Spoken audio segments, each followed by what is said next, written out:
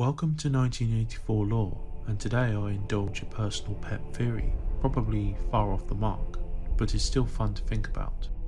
Was Tom Parsons always a thought criminal? By always, I mean, was he a conscious, even active thought criminal, perhaps of a less extreme kind to Winston and Julia, before he was caught in his sleep shouting "Down with Big Brother"? I have several points in favour of this theory, some perhaps more convincing than others. The first is his physicality. While Parsons is not enormous, Winston does describe him as fattish, and about his putting on rolls of fat, which indicates he is at least overweight. Given what we know about the general scarcity of things and the party's aim to keep comrades and proles near a level of absolute poverty, and even close to a starvation diet, the detail becomes more striking.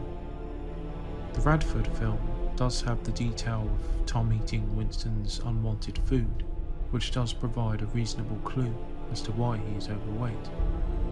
Another viable reason in keeping with our theory today is that Parsons is overweight because he indeed eats more, but that, in addition, he has access to black market goods to feed his appetite. Winston and Julia show how black market goods are obtainable, with Julia showing up at the first meeting in the country with chocolate, and later on procuring jam, white bread and other goods. Could Parsons' rotund frame be an indication of such access to the right prole or contact? If such contact is likely, then it's also probable that Parsons is not perfectly in order mentally. On the flip side, Winston at least seems to believe that such dealing on the free market is something that is both slightly frowned upon, but necessary too, given every now and again certain items are simply unobtainable in the party shops. Presumably, every outer-party member will have to procure certain items from time to time. Are they all thought criminals? If we assume that a party comrade can partake in this and still remain perfectly orthodox in their thoughts, then this is less of a point, but if not, then perhaps such dealing in the free market is a decent marker of own life and hence of thought crime. A second point in support of this theory is the very subtle connection, if connection it is, between Parsons and Julia. Julia, as has been noted before on this channel, has avoided arrest for at least a decade. She began her sex crime at the age of 16 with a party member of the age of 60 and is 26 at the time of her affair with Winston. Julia explains that a large part of the reason she's avoided detection is her going above and beyond in creating her image as a model party comrade. Julia makes a point of always shouting the loudest, always holding one end of banners in parades, and in addition to working long hours as a mechanic, she also helps to post junior anti-sex league literature posters around London in her free time too.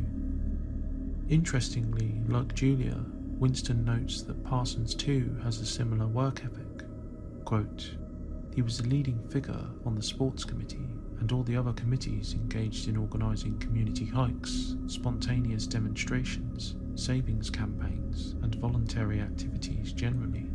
He would inform you with quiet pride between whiffs of his pipe that he had put in an appearance at the community centre every evening for the past 4 years." In addition, Winston notes that Parsons had only recently, at 35, been unwillingly evicted from the youth league and had also spent a year longer than was usual in the spies. Parsons certainly rivals Julia then in his own apparent devotion to the party. Of course, it could be just a genuine devotion.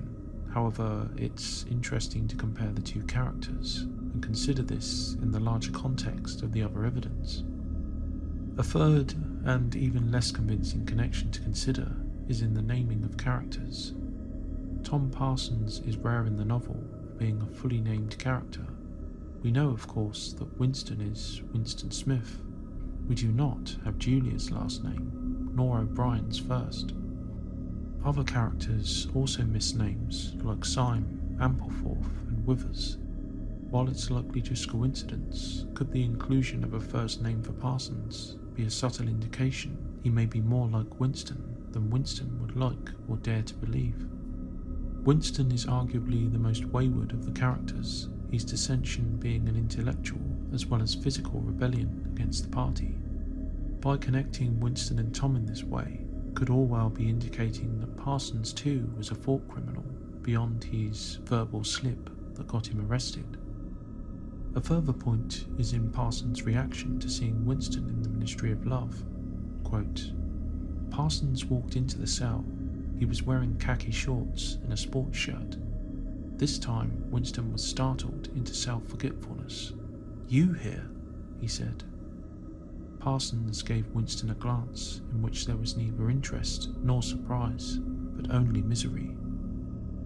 I think the fact that he expresses no surprise is not an accident too. This suggests that Parsons at least suspected Winston's own thought crime, or worse, had solid knowledge of his doings. While it may be possible for him to have known or suspected Smith and not be a thought criminal himself, without solid proof either way, it's also possible that Parsons suspected as much because he himself was also a thought criminal. As the saying goes, it takes one to know one. An additional piece of evidence in support of this theory is in Parsons' general demeanour. Winston describes him as constantly sweating, and also notes that his house is in disorder too. While such disorder could be chalked down to the Parsons' unruly kids, Orwell is careful to describe a pair of sweaty shorts turned inside out too, which indicates Tom at least contributes to this disorder. One obvious cause of his constant sweating, which Winston seems to put down to an unceasing activity, is an intense anxiety. If this is so, that Parsons is constantly anxious is a decent indication that he suffers from an inner turmoil, even if at a subconscious level.